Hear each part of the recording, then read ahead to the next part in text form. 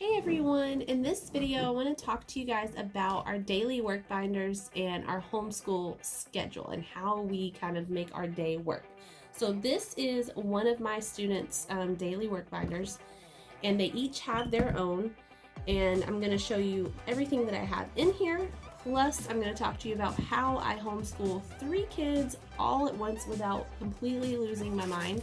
I start out by planning out the year, which subjects I want each kid to do. And then I made each of them, I'm going to show you the one that's not, that's for next week, that's not written on, but then I make each of them this weekly work check off like type chart. And I did it by days. We have day 1, day 2, day 3, day 4, day 5. Now, we do sometimes a 4-day week and sometimes a 5. So day 5 is kind of an extra day. If they don't get to it, it's totally fine. So like last week we had a field trip on Tuesday. We're studying marine biology and we went to the aquarium.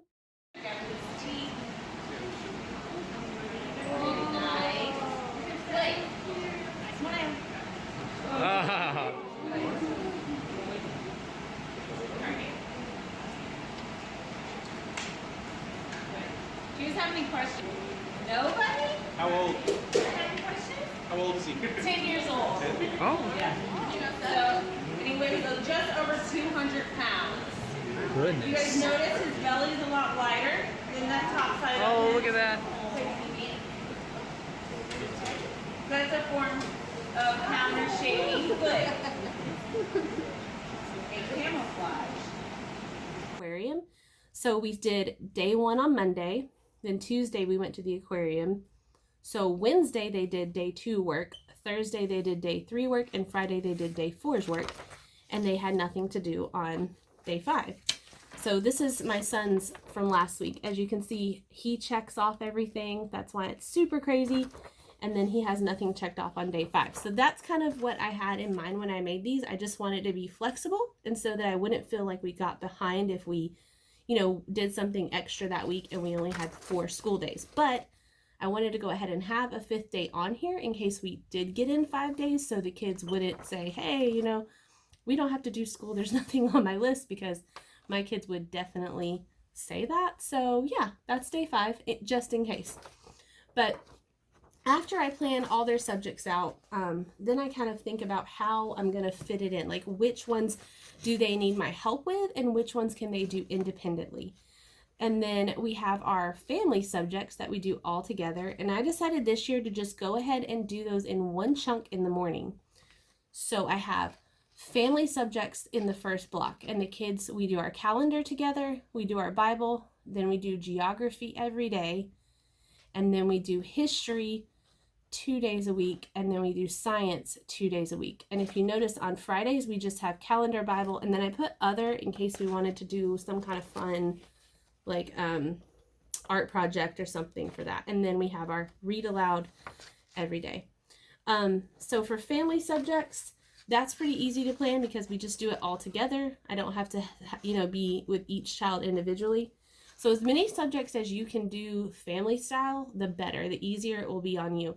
Now, my kids are kindergarten, 2nd grade, and 5th grade.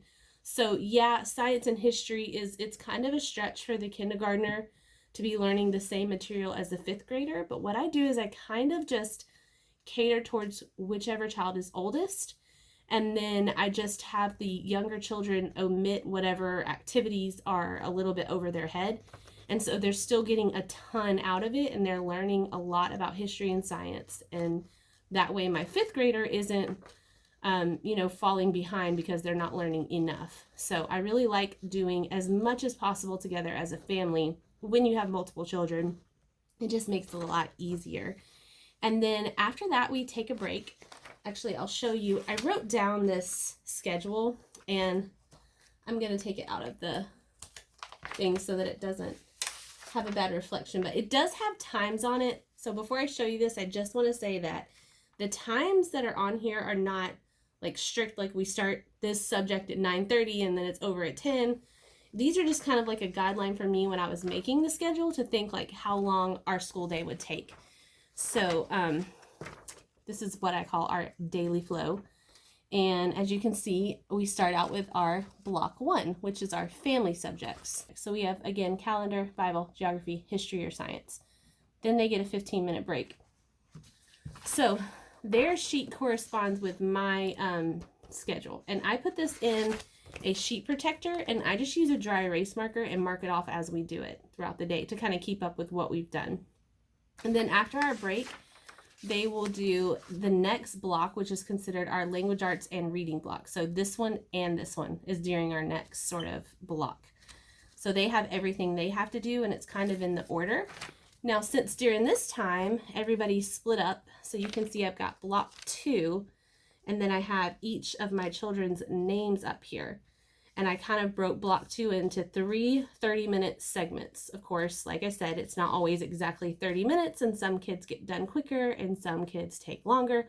But this is kind of just a general outline of the time that it normally takes them.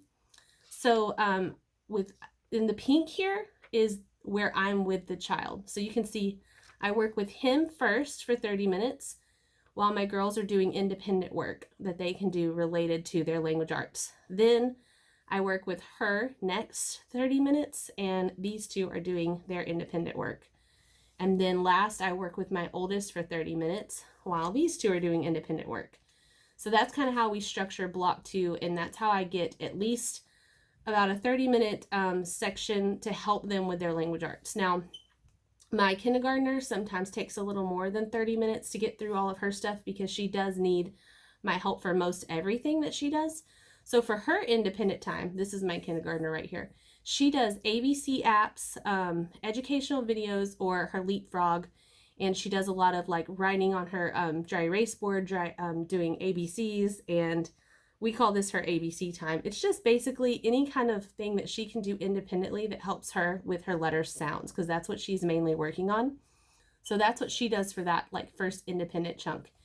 And then my oldest daughter, this is my 5th grader right here, she does her independent reading first. And then she basically does her whole lesson for language arts on her own. I will do another video showing all of our curriculum picks, but she's using the good and the beautiful. And so that's mainly independent, but there's some things she needs help with, or she is supposed to read to me. So that she leaves till the end, and then she just does that with me when we get to this little chunk where I can work with her. Now, my son starts off working with me. He's in 2nd grade. So we do his whole language arts lesson pretty much together. Then he does his independent reading, and it says like if he has any lesson work left over here, but he never does. So he just pretty much goes straight on to independent reading. We do most of his language arts lesson together, and then he does his reading on his own. And then that takes care of language arts. Now, I have about an hour and a half is what I thought that this would take us, but it's actually taking us more like about an hour. So this is going a lot quicker than I thought it would, which is always like a nice surprise when stuff goes by quicker. But that's a lot because of the good and the beautiful. We used different language arts curriculums last year that were separate. Like we used a phonogram one, and one for reading, and then one for spelling, and one for grammar, and that just took a lot more time. So language arts is going really smoothly with this kind of like giving everybody a specific time to sit with me and do their lesson. I love that. Then after block 2, our reading and language arts, we take a break. And so at that point, the kids will have marked off all the family subjects, all of their language arts, and their reading. This is their independent reading time. And then the next block would be these last 3 subjects, which is their writing, and they either do handwriting or journal for that. They're extra, we call it, and they either do typing or Spanish. Now, my kindergartner does not do typing or Spanish. And then math. So that is our block 3, which I'm going to show you now after the break. And I kind of set this up again, each kid's name here, where you see it in pink, that is where they're working with me. And in green is where they're doing work on their own. Now, the nice thing about this is I wanted time to work with each kid in math if they needed it, but my older 2, my 2nd grader, which is right here, and my 5th grader right here, they are using teaching textbooks, and they don't need a ton of help right now. Both of those kids are very strong in math. So right now it's mainly just me kind of checking, making sure they did, a 90 or above on their work, and that's pretty much it. They have a couple questions sometimes, but I did want them to know, though, that if they needed me, I had a certain time that I could really help them while my kindergartner is doing her handwriting in her journal, which she kind of does on her own. So I start with my kindergartner working with her on math. And while I'm doing math with her, which she needs me 100% for math, she does not do math independently at all. Obviously, she's in kindergarten. She needs to learn it first. So she and I sit down and we do math together. At that time, my fifth grader does either her typing or her Spanish, which is online. And my son does my second grader does his handwriting or his journal, which he does completely independently.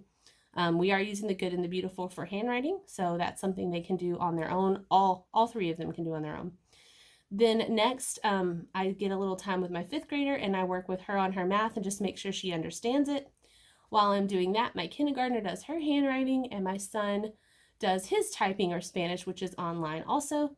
And then in the last little block here, my second grader gets time to do his math and I can help him if he needs help. My kindergartner is done for the day because she, again, does not do the typing or the Spanish. And then my fifth grader has her handwriting or journal. So that is how we do it. And it is working so beautifully, so wonderfully.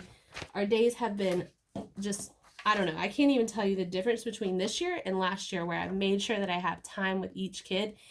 And I'm really loving these because last year I kept, I would go and plan ahead every week and write. I had all three kids and I would write out what math lesson they were doing, what language arts lesson they were doing, what history lesson, science lesson, all that. And then I would check it all off every week.